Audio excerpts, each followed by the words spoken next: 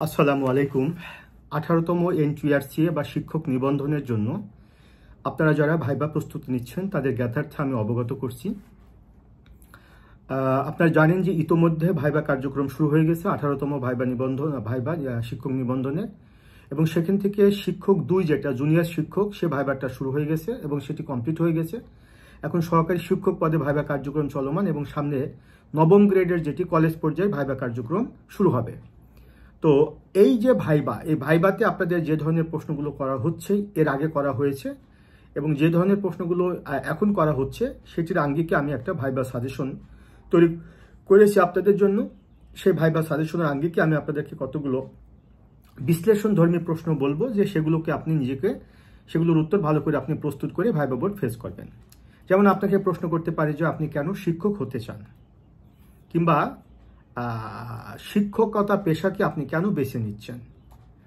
তারপরে প্রশ্ন করতে পারে যে আমরা আপনাকে কেন শিক্ষক হিসাবে সুপারিশ করব, বা আপনাকে কেন আমরা চাকরিটি দেব।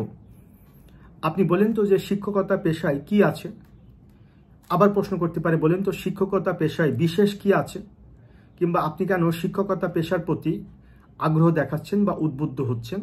এই পেশার বিশেষ কোন দিকটি আপনাকে আকর্ষণ করেছে, কেন আপনি এই পেশায় আসতে চান। আপনি কি মনে করেন যে আপনি এই শিক্ষকতা পেশার জন্য নিজেকে যোগ্য মনে করেন, কিংবা আপনি নিজেকে যোগ্য মনে করেন কিনা, বা আপনি কি মনে করেন যে আপনি এই পেশার জন্য যোগ্য। তারপর আপনাকে প্রশ্ন করতে পারে বলেন তো একজন শিক্ষকের কি কি গুণাবলী থাকা দরকার। তারপরে প্রশ্ন করতে পারে একজন আদর্শ শিক্ষকের কি কি গুণাবলী থাকা দরকার।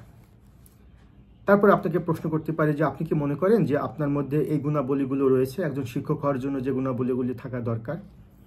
তারপর আপনাকে প্রশ্ন করতে পারে যে একজন শিক্ষক এবং একজন আদর্শ শিক্ষকের মধ্যে মূল পার্থক্যটা কি। এরপর আপনাকে প্রশ্ন করতে পারে যে শেখানো এবং শেখা এই দুটোর মধ্যে আপনি কোনটিকে গুরুত্ব দিবেন। এরপর আপনাকে প্রশ্ন করতে পারে যে পাঠদানে আপনার বিশেষ কৌশলটা কি হবে। তারপর আপনাকে প্রশ্ন করতে পারে যে শিক্ষার্থী যে ঝরে পড়ে অনেক সময়, ক্লাসের উপস্থিতি আস্তে আস্তে কমে যায়, এটি কেন কমে যায়, কারণটি কি, আপনি কিভাবে শিক্ষক হলে পারে এটি রোধ করবেন। অতিরিক্ত শিক্ষার্থীকে আপনি ক্লাসে কিভাবে হ্যান্ডেল করবেন। আপনাকে যদি আমরা চাকরিতে নিয়োগ দিই, আপনি যদি শিক্ষক হন, তো আপনার দ্বারা এই জাতি কিভাবে উপকৃত হবে একটি শিক্ষিত জাতি গঠনের লক্ষ্যে। এই যে অ্যানালাইটিক্যাল প্রশ্নগুলো, কোনো গাইড বই কিন্তু আপনি এগুলো পাবেন না। এই প্রশ্নের উত্তরগুলো কিন্তু আমি আমার ভাইবার স্টুডেন্টদেরকে ক্লাসে পড়িয়ে থাকি।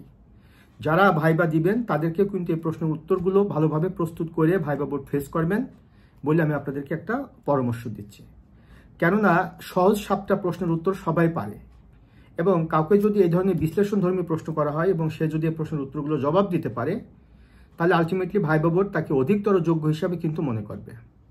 আর এনটিআরসি এর ভাইবার জন্য শুধুমাত্র আপনি সাবজেক্টিভ নলেজ এটিকে আপনি গুরুত্ব দিবেন না। এনটিআরসির ভাইবার জন্য আপনি সাবজেক্টিভ নলেজ ছাড়াও আপনার অ্যানালাইটিক্যাল টাইপের প্রশ্ন, ক্রিটিক্যাল টাইপের প্রশ্ন, এগুলোকে কিন্তু আপনাকে গুরুত্ব দিতে হবে। মূলত আপনি কিন্তু একজন শিক্ষক হতে চাচ্ছেন বা একজন শিক্ষক হতে যাচ্ছেন। কাজে শিক্ষক হবার পরে আপনার ছাত্রছাত্রী বা আপনার কাছ থেকে আপনার শিক্ষার্থীরা অনেক কিছু শিখবেন। শুধুমাত্র পুঁথিগত বিদ্যায় শিখবেন না, আচার আচরণ সব কিছু শিখবেন।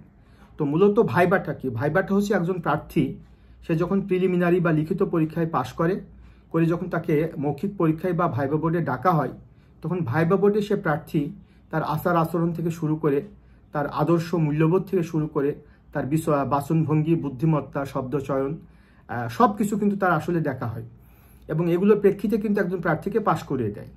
কোনো ভাইবা প্রার্থী সব জানে, সব বুঝে, সে অনেক জ্ঞানের অধিকারী, কিন্তু আলটিমেটলি যদি তার এডুকেট ম্যানারের ঘাটতি থাকে, তার চরিত্রের যদি ঘাটতি থাকে, সে যদি আলটিমেটলি বোর্ডে যদি সে প্রমাণিত হয় যে সে এক ধরনের বেয়াদবি করছে বোর্ডে, কিংবা বোর্ডে যদি সে প্রশ্নের উত্তর না জানতে পারে, এটা অপরাধ না, কিন্তু প্রশ্নটি না বুঝে উল্টাপাল্টা উত্তর না দেওয়া, কিংবা না পারলে সেটি বিনয়ের সাথে হাম্বল ভাবে সরি না বলা, এগুলো কিন্তু ভাইবা বোর্ড গুরুত্বের সাথে দেখা হয়।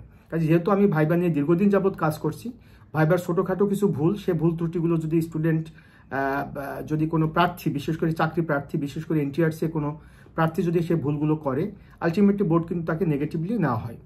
এবং এখানে মার্কস কিন্তু বেশি না ভাইবার জন্য, মাত্র 20 নম্বর, তার মধ্যে সাবজেক্টিভ এবং ওভারঅল অন্যান্য বিষয়ের উপরে, প্রেজেন্টেশনের উপরে 8 নম্বর থাকবে, একাডেমিক সার্টিফিকেটের উপরে 12 নম্বর থাকবে। কিন্তু ভাইবাকে আপনাকে হালকাভাবে নেওয়ার সুযোগ নেই, কেননা ভাইভাতে কিন্তু ফেলও করে, এবং আগের যে এনটিআরসি ভাইভাতে অনেকে ফেল করছে। তো ভাইভাকে আবার আহামরি খুব দুশ্চিন্তাগ্রস্ত হওয়া দরকার নেই ভাইভা নিয়ে। ভাইবার জন্য একটা ওভারঅল প্রস্তুতি নিতে হবে, এবং ভাইভাতে প্রশ্নের জবাব দেওয়ার আগে প্রশ্নটি ভালো করে শুনতে হবে, বুঝতে হবে, তারপর উত্তর দিতে হবে। তো আপনাদের কাজকে যে আমি সাজেশনগুলো দিলাম, এগুলো যদি আপনারা ভালো করে প্র্যাকটিস করেন, আশা করি আপনারা ভালো করবেন। আমি আমার ভাইবার স্টুডেন্টদেরকে যখন ক্লাসে পড়াই, এনটিআরসি ভাইবার স্টুডেন্টদেরকে, তাদেরকে এই বিষয়গুলো পড়াই, তাদেরকে সাজেশন আকারে দিচ্ছি, আপনাদেরকেও সাজেশন আকারে দিলাম। আপনারা এগুলো প্র্যাকটিস করেন, আশা করি আপনারা ভালো করবেন।